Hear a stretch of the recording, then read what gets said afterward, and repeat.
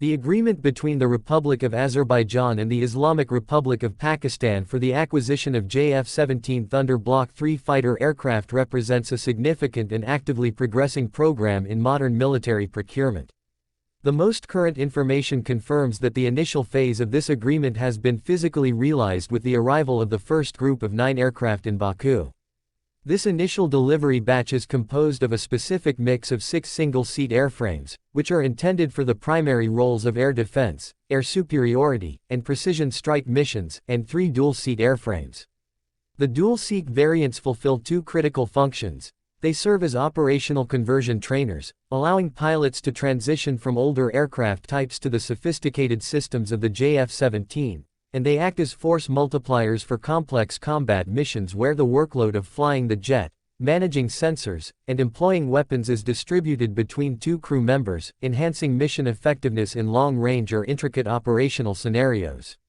The observed state of these aircraft, which lacked any form of national insignia, unit badges, or other identifying markings, is a standard and expected practice in the international transfer of military hardware.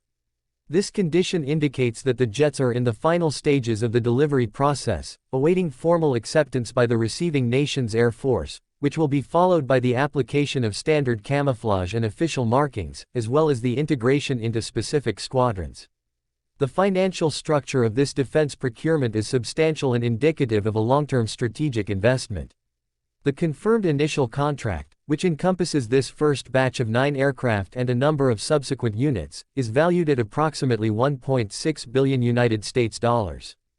This financial commitment covers not only the airframes themselves but also a comprehensive package that includes initial spares, ground support equipment, specialized tooling, and extensive technical training for pilots and ground crew.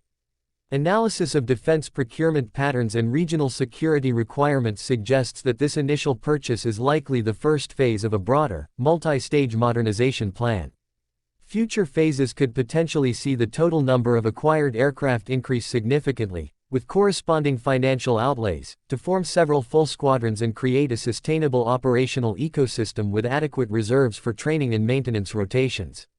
The fundamental strategic value of this acquisition is rooted in the advanced technological systems integrated into the JF-17 Block III variant, which place it in the category of a modern 4.5 generation combat aircraft.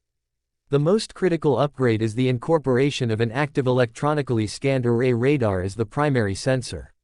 This radar system represents a generational leap in capability compared to older mechanically scanned radars, offering greater detection range, superior tracking accuracy for multiple targets simultaneously, higher reliability, and a significantly enhanced resistance to enemy electronic jamming.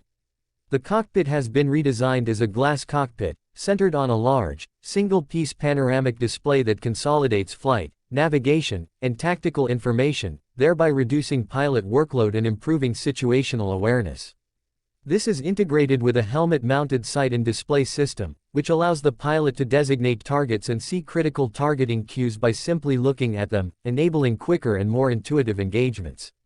The airframe itself has been refined through the increased use of composite materials, reducing its overall weight, which can be translated into extended range, greater payload capacity, or improved maneuverability. In terms of its combat capability, the aircraft is configured to employ a new generation of air-to-air munitions, most notably a specific type of beyond visual range air-to-air missile recognized for its very long engagement range, which provides a decisive tactical advantage by allowing the pilot to engage adversary aircraft before they can effectively retaliate. For Azerbaijan, the benefits derived from this program are comprehensive and extend beyond mere equipment renewal. The most direct impact is the rapid and qualitative modernization of its aerial warfare capabilities. The JF-17 Block III serves as a direct, capable, and modern replacement for aging Soviet-era fighter and ground attack aircraft that have formed the backbone of the fleet for decades. This introduces a contemporary level of avionics, sensor fusion, and network-centric warfare capability. Furthermore, this procurement signifies a strategic diversification in defense sourcing, marking a deliberate shift to reduce historical dependencies on traditional suppliers and to cultivate stronger defense industrial partnerships with other nations. The technical specifications and operational doctrines of the JF-17 are likely to enhance tactical interoperability with the air forces of key strategic partners, facilitating more seamless joint operations, combined exercises, and shared logistical support. From an economic standpoint, the program provides access to a modern, multi-role combat aircraft that presents a specific and calculated balance of high-end capability and life cycle cost, a balance that is often perceived as more accessible and sustainable than procuring equivalent generation fighter jets from Western European or American manufacturers. The physical arrival and subsequent induction of these 9 aircraft constitute a concrete and pivotal milestone. It validates the pace of the agreement's execution and immediately begins to transform the tactical profile of the Air Force. The deliberate inclusion of the dual-seat models from the outset demonstrates a methodical approach to building a complete and sustainable operational capability, ensuring that pilot training can keep pace with the introduction of new hardware and that the full spectrum of the aircraft's advanced mission sets can be utilized effectively. This development introduces a new and potent variable into the regional security calculus, directly altering the assessed balance of air power. It provides one state with a qualitative and quantitative edge in advanced combat aircraft, a shift that inevitably influences the defense planning, threat assessments, and potential future procurement strategies of neighboring states, who must now account for this enhanced capability in their own military doctrines and strategic calculations.